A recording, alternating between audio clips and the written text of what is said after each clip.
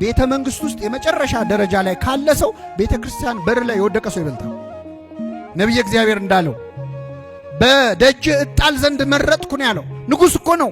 ነገስታት መጥተው በሯ ላይ የሚጣሉላት ነች ቤተ ክርስቲያን።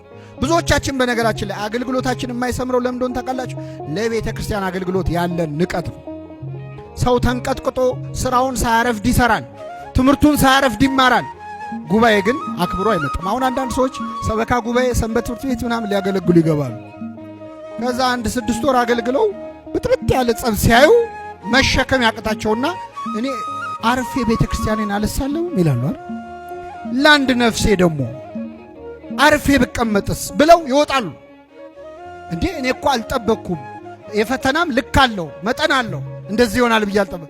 እንዴ ውጊያ ስትዋጋ እኮ እንደፈለክ ሊወጉ አይችሉም ጠላቶች። እስቲ ልንገራቸው፣ አንድ ሰው እየተዋጋ ጠላት ሲተኩስበት እንዴ በስነ ስርዓት ተኩሱ እንዴ በዚህ ጋር ይላል እንዴ?